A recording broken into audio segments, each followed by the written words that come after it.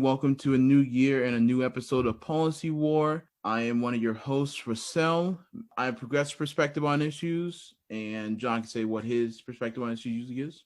And I tend to bring the conservative angle to these discussions. For this episode, we want to discuss what 2020 looked like, not just for the pandemic, but for climate change. Climate change was vastly ignored over the year for obvious reasons. Massive unemployment, millions dying from the disease, electoral interference, many other issues that made people ignore the environment. But this is a great time at the start of New Year to think about how we could improve environmental regulation to lessen the effect of climate change on the world. And it definitely did have a big effect in 2020.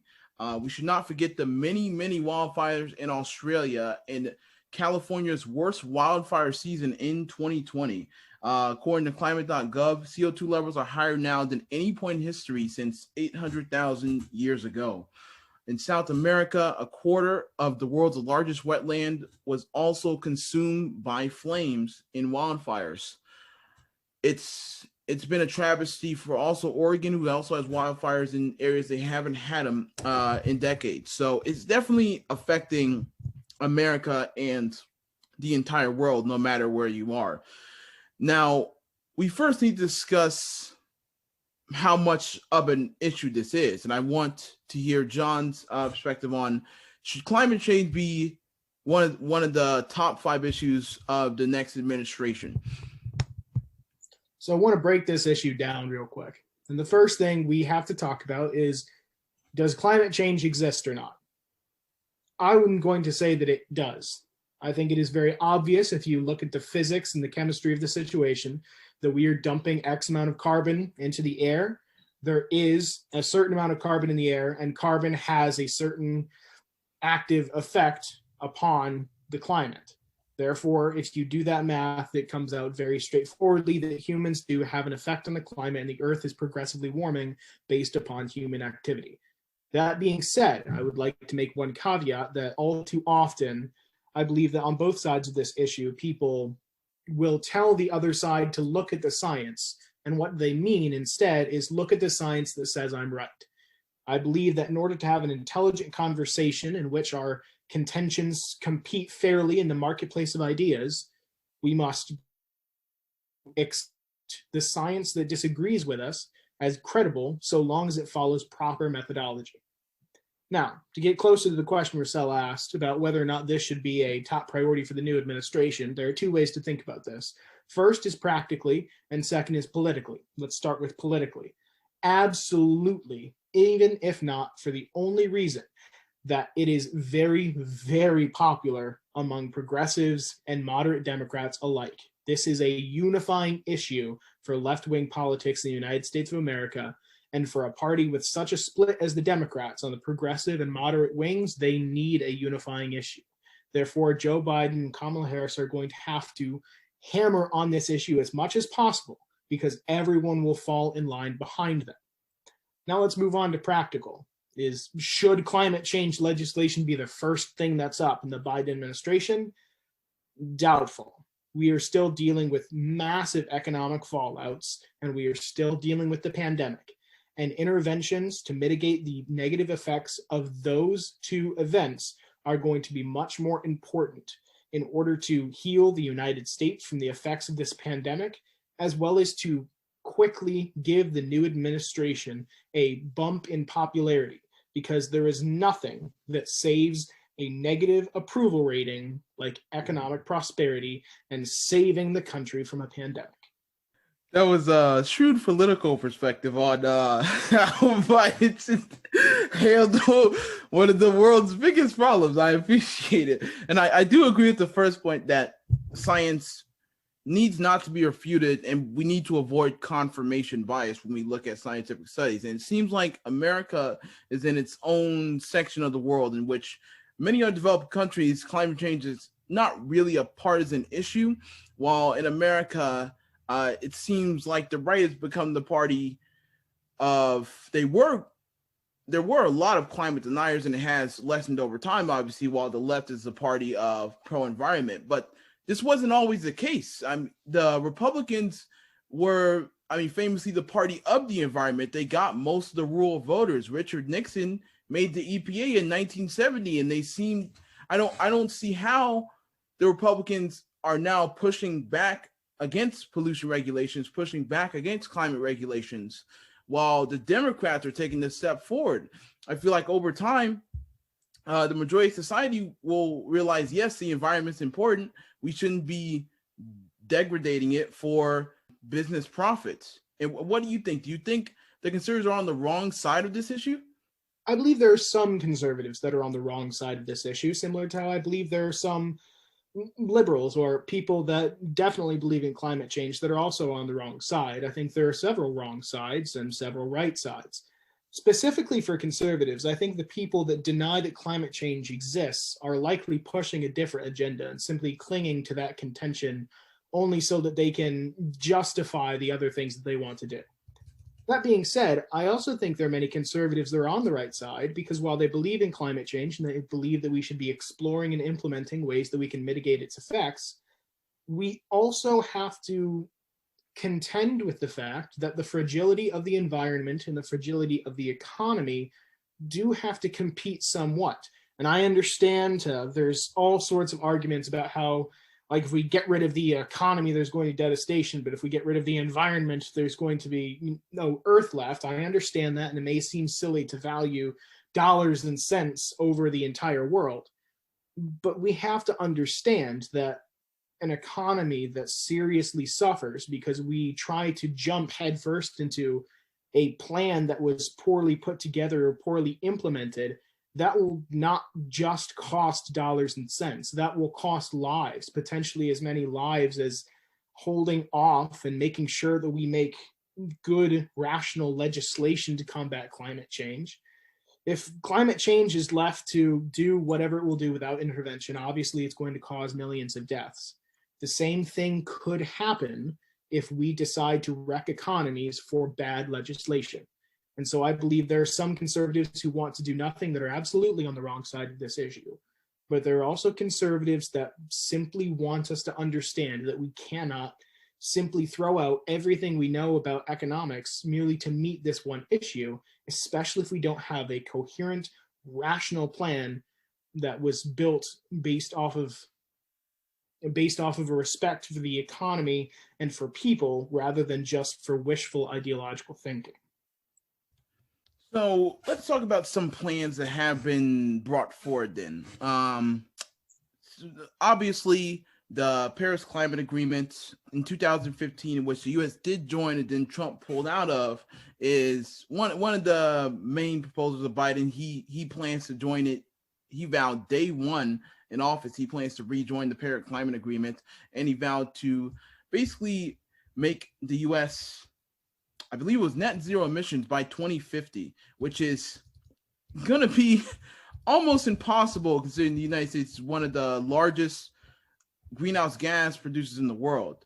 Now, for the plan, one of the most popularized plan has been the Green New Deal. Listeners may have heard this pushed forth by AOC and some of the more progressive members. But also, it is not actually that new of a plan. The Green Party, which is a party that's popular in many European governments, actually created this plan. Actually not that new, but it has been hard for it to gain traction. The idea of it is basically the federal government should put billions and billions, even trillions of dollars into creating renewable energy jobs and subsidizing renewable energy companies. And this would also involve a move away from fossil fuel companies. So what do you think about this proposal? Is it too radical? Because it may cost trillions of dollars, but is this when we need it most? During the time of a pandemic and economic recession, do we need a new deal to actually stave off the massive unemployment people are facing? So before I start, I just want to ask for a quick favor, and if that's I'm going to try my best not to make a straw man and then knock it down. If it seems like I'm doing that, certainly let me know. But I definitely think that the Green New Deal advocates for some very some very radical change, and in my opinion, overly radical change. But even more than that, I just don't believe that it's properly created legislation. Because the reason the United States has the system we do, where everything is so slow to get done, is because we want well-reasoned, well-thought-out, deliberative legislation. And this is a plan that hasn't really been tailored all that well to the United States, hasn't been tailored to the many interests. It's an ideological showpiece. And so when we talk about the Green New Deal, overwhelmingly, we talk about a plan that was put forth with absolutely no intention of getting it passed. It was put forth as a political performance. And so I think on one hand, we have to be cognizant that any Green New Deal that would have any chance of actually seeing light in the United States government isn't going to look like the one that we have now. But I also want to say that the problem with the Green New Deal is it just feels so much like a power grab, because what's going to happen is the United States government is going to spend these trillions of dollars. It's going to make so many regulations. It's going to dip its hands even further into so many different industries, trying to take us away from fossil fuels and force people into renewable energy. And perhaps that is a laudable goal. I think that becoming a country that's at the forefront of renewable energy would do good things for our economy, but not necessarily through the coercion of government. I am uncomfortable with the idea of the United States government digging even further and trying to force the country into this direction under such a radical and non-deliberative plan as we have so far.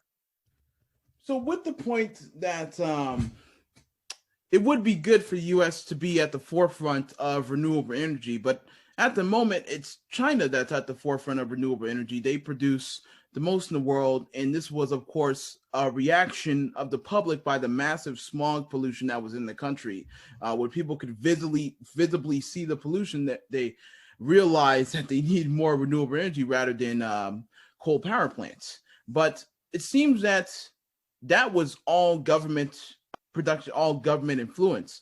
It would be very difficult for an industry to move, or for an entire country to move to renewable energy without government backing. That's why I think maybe not the entire Green New Deal, maybe not jobs created and funded by the government, but perhaps subsidies for renewable energy companies would be beneficial. If we're talking about policies that move the United States away from more wildfires, I mean, really, what's the pro con here? You know, when I hear people who don't really think climate change is a big issue, they also provide no other solutions. And I'm going to be honest, all solutions that government interacts with is probably going to involve an expansion of government. And I think that's where we diverge, because I don't see government expanding as a bad thing as long as the people in government are moral. Now, I know American politicians are not the most moral beings on the planet. I mean, they don't have halos over their head, people, I know. But we have to trust our democratic institutions to do what they're garnered to do. I mean, if we're worried about big government, we would not have Medicaid, we wouldn't have Medicare, we wouldn't have Social Security. Those are all big government policies that nobody wants to get rid of now. So is big government really that bad of a problem to stave off the natural disasters that are happening? Well, Russell, I think you just outlined very, very well the fundamental difference between progressives and conservatives. I think there's just a fundamental disagreement where I think that big government is inherently a danger and you don't. And that's not to say that you're inherently wrong. I think that is a well-defendable opinion, to think that government should be able to do what government needs to do to improve the lives of its citizens. I am just uncomfortable with the idea of expanding government until we enter into a time where we have such a nanny state that it's almost Orwellian. Now, to your point specifically about climate change, I don't think that necessarily incentives are wrong. I don't think all government action is somehow a bad thing. For example, now we have tax breaks and we have certain incentives for people that are putting solar panels on their houses, or companies that are building windmills. And I think that's appropriate. I think that encouraging renewable energy is not only good for our economy, it's good for the environment. And that's certainly a solution we've been pursuing. I think we also need to overhaul the Environmental Protection Agency, because overwhelmingly it seems that that agency is pursuing small things. It sends a bunch of lawsuits out, most of which get settled administratively, and it doesn't seem to have a massive effect on the manner in which the United States government interacts with the environment. I believe that if the Environmental Protection Agency was changed to be more of a scientific institution, which perhaps those changes will come during the Biden administration, then I believe that could be more of a leader to put the United States in a better position to pursue renewable energy and move away from fossil fuels. So I do want to make one final point, and that's merely because China came up. And I would be remiss as a conservative if I did not point out that I am often uncomfortable comparing the capabilities of China with the capabilities of the United States when it comes to government, because fundamentally the United States is a free republic and China is a tyrannical government run by communists. Yeah, and so I think that we have to understand the difference of capabilities and willingness to violate human rights there. And we have Matthew with us. Could you give a little bit of what your political perspective usually is? Hello, I am Matthew. I am a bit libertarian. I'd say center of the road with a libertarian slant here. Tuning in from Brazil, I'm going to give a bit of my opinion here regarding the Green New Deal, big government, and climate change. So starting out with the Green New Deal, it's more of like a mission statement. If you read through it, it's about 8 pages long. It was introduced to in the House in 2019, and it essentially outlines a bunch of problems, a bunch of socioeconomic problems within the United States and environmental issues. It goes with the climate science, basically says we can't have an increase in global temperatures above 2 degrees Celsius, or we'll have damage upward of $1.5 trillion. It states that there's great wealth inequality since the Great Recession, and it doesn't really give a plan of how to improve it, but it says that the United States needs to provide high-paying jobs. It doesn't specify in what way. We need to be net zero emissions by 2050, and essentially climate change needs to be taken seriously. But of course, one way to view it is it's more of a mission statement than an actual substantial bill, because it can't be fit into 8 pages. And I think it's a good start.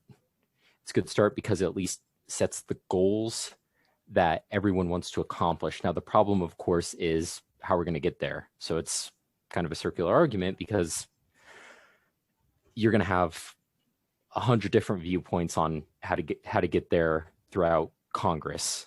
So in a way, it's something worthwhile, but completely useless at the same time. Well, yeah, when you hear Green New Deal, of course, you get back to the era of FDR, when America was not scared of socialists. In fact, socialists got elected 4 different times. And I mean, basically, they had to institute a limit on the amount a person could run for president because of FDR. So, of course, the Democrats are hampering back to that time and trying to use that for climate change. And I mean, when we talk about the economic worsening that this deal will bring, there'll also be a huge economic loss if we allow climate change to continue. It'll just get worse. We'll have rising sea levels, which will lead to floods. We'll have more wildfires, which destroys homes, neighborhoods, and entire locations. And we'll have more hurricanes. Tackling the problem of climate change in as some would say, radical ways would actually help our economy more than just deliberating over, as we've been doing for the past 2 decades since Al Gore brought up this issue. But the government hasn't been doing anything to solve it, or doing very little, I should say. I mean, my question to you, Matthew, is what solutions should the government take, if any, or what solutions should the private sector take to try to lessen the effects of climate change?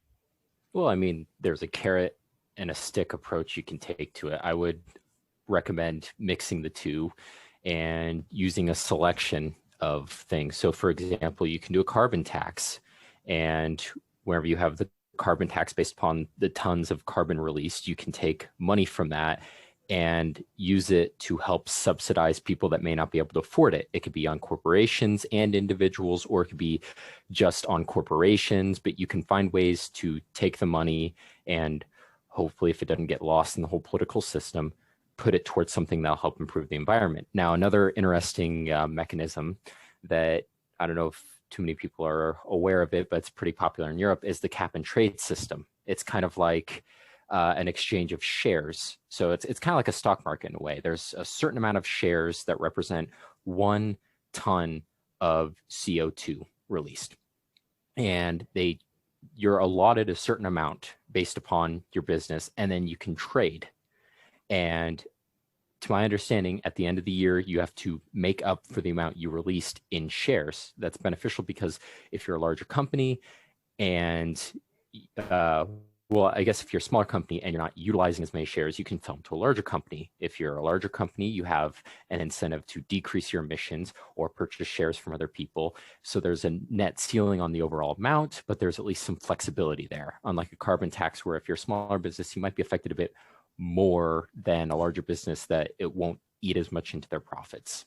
So I think those two are a really good start, on top of, as you've mentioned prior, giving out subsidies to help, to encourage production of cleaner methods of energy, or at least encourage that for larger companies. One of the problems, though, would be, I guess another thing that you'd want to take into consideration, though, is the jobs you might lose and the areas in which you lose them.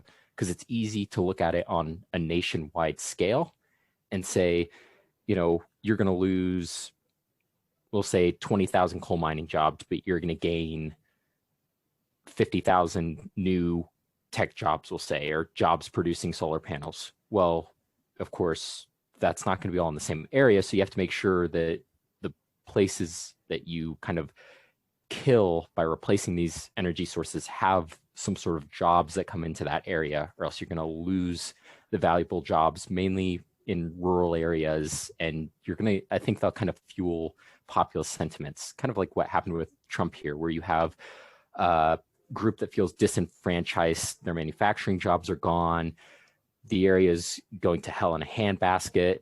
They just feel resentment. So if you're going to change these things, you have to make sure that those that are impacted by it have some sort of way out, or some way that they're benefiting so they aren't attacked. One of the points I really liked that Matt just made is you have to be very careful about the way that you look at jobs, because we're always very quick to say, oh, we lost this many jobs and gained this many. As long as that's a positive number, that's a good thing.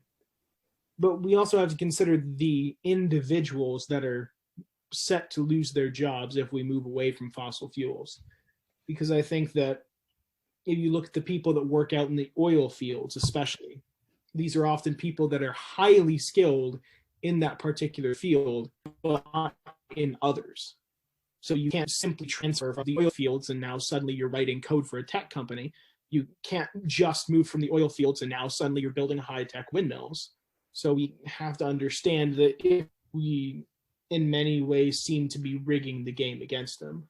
And one more thing I'd like to add on real quick about that is, as much as people tend to hate big government, perhaps having a program where maybe it's through, contractors, so it doesn't have to exactly be government, but meeting people where they're at and giving them on-the-job training will help them in that transition a bit better than just throwing them out there and, just creating jobs in construction, or just hiring people in construction. Well, maybe meeting them halfway and giving some sort of incentive to hiring people will help smooth that transition. Certainly, and it should be also a goal for private companies to make the change within themselves. Like, this is government incentive to move towards renewable energy. So the companies that are based in fossil fuels, like the ones that the Koch brothers made billions of dollars off of, are incentivized to make that transition and train their workers themselves to transfer to renewable energy. And we have to remember the famous BP oil spill, in which British Petroleum had to rebrand their entire organization to be an environmentally friendly organization, with just BP and changing its logo. Companies need to make this change now before they are blamed for the crisis that is here and is just going to be here in wider spades. So it's definitely an effort that needs to be made by the public and private sector to help to make sure people aren't disenfranchised from work. I mean, with that, I think that's where we'll end this episode. Thanks to John and Matthew for discussing this important topic that we shouldn't forget about during the pandemic. as it certainly may decide the next decade. So thanks for listening. I hope everybody had a good new year, and we are signing out. Please leave a review on iTunes. Thanks for listening.